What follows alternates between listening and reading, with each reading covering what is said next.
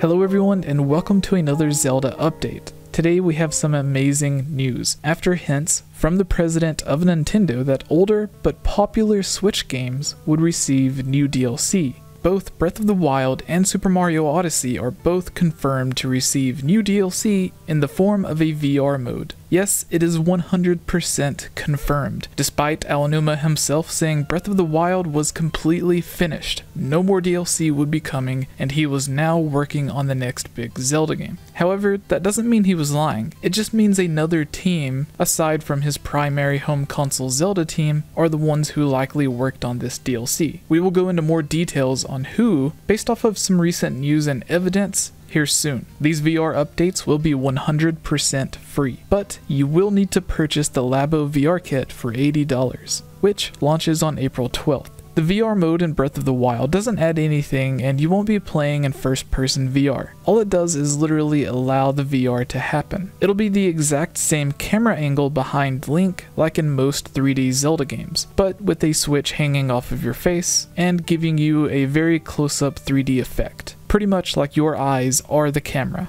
though you will still be able to go in first-person perspective, the same way that most 3D Zelda games allow you to go in first-person mode when you just want to look around or are aiming. Fan mods of Ocarina of Time and basically any game on Dolphin or other emulators have supported VR modes similar to this that can be used with other VR gear, but this is the first time the concept has officially came from Nintendo. For those who have seen it, we have a couple of videos where we use facts, interviews from Nintendo and other developers, and a bit of common sense to predict new Zelda games or projects that will be releasing in the future. While a lot of you have been very supportive of our predictions, there were some people who called clickbait or saying we were making up everything in the comments of those videos. However, as of now, in those videos, we have correctly predicted the Link's Awakening remake, Hyrule Warriors coming to Switch, a new Zelda spin-off.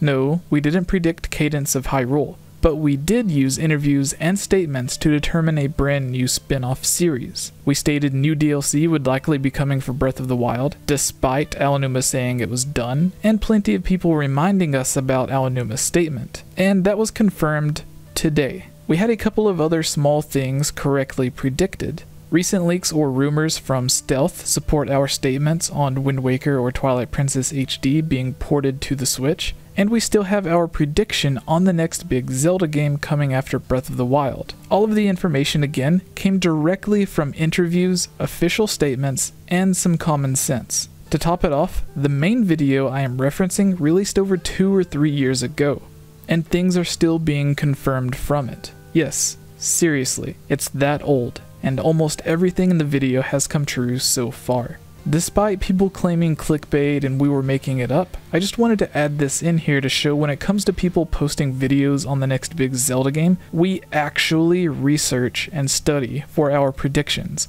We don't just use clickbait titles, thumbnails, and put what we think is going to happen. We talk about what is most likely going to happen based off of Nintendo's own words, not just what we would like to see. Not that we get any information from Nintendo, but we also have friends who have actually worked on the Zelda series who have also given us a lot of behind-the-scenes information. Not necessarily on new Zelda games, but on things they were actually involved with. I'll try to link all of the videos I'm referencing in the top pinned comment and the description of this video. Please, go check those videos out if you haven't already. It actually gets kind of funny when we use confirmed information from Nintendo and other development teams who have worked on the Zelda series to predict new games, or we will simply report on interviews where new ideas are mentioned. Then a month or so later, another YouTube channel or website will report on the same exact thing, or another interview that mentions the same news. And we're like, how is this news? We covered this months ago. How did people not know about this? It was already announced and we already knew about all of this. Nintendo's just repeating the same info they did a long time ago, but now everyone suddenly cares and is acting like it's some new revelation. It honestly gets to a point to where it's hilarious, which is why you will often see all of us joking about all of this stuff on our weekly Zelda podcast, the Hylian Gamescast, where we actually report on most of this news. Back to the DLC though. At this time, we aren't sure who exactly worked on this update.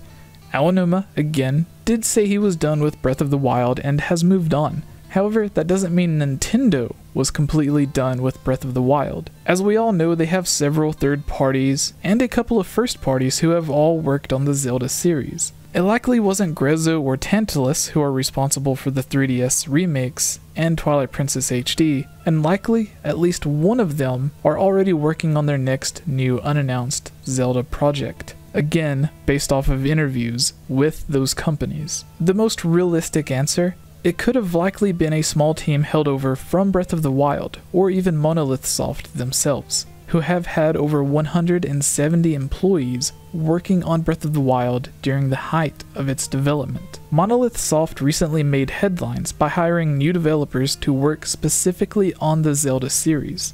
It could be that a small amount from the original Breath of the Wild team stayed working on this Breath of the Wild update. So it could have recently been completed or about to be complete, and that small team moved on to begin working on the next big Zelda project, which is why they recently had a job listing trying to hire so many people. This is just speculation, but it all kind of adds up. Usually teams will begin hiring once production of a new project starts to ramp up, so it's likely they only had the small team working on this VR update. It was recently completed and they moved on to begin working on the next big Zelda project, which is why they recently had a job listing trying to hire so many people. Not all Labo games are made by the exact same teams, so it's possible they could have also worked on the Mario Odyssey VR update. They have worked on other major Nintendo franchises, such as Splatoon 1 and 2, Animal Crossing New Leaf, and Happy Home Designer, the Pikmin series, and even Skyward Sword and A Link Between Worlds, so it's very likely Nintendo would have used them for other new projects, such as Super Mario Odyssey, as well. I just hope this leads to actual DLC for Breath of the Wild or the main story of Mario Odyssey, maybe even a real two-player mode where Luigi can join on the adventure in some way, other than hiding balloons, of course. Hey everyone, it's me again, Elia Rose. I just wanted to say thank you so much for watching this video, and you know what? If you're a fan of videos like this, you should totally subscribe and give this video a like, and comment below to let us know what type of videos you would like to see us create in the future.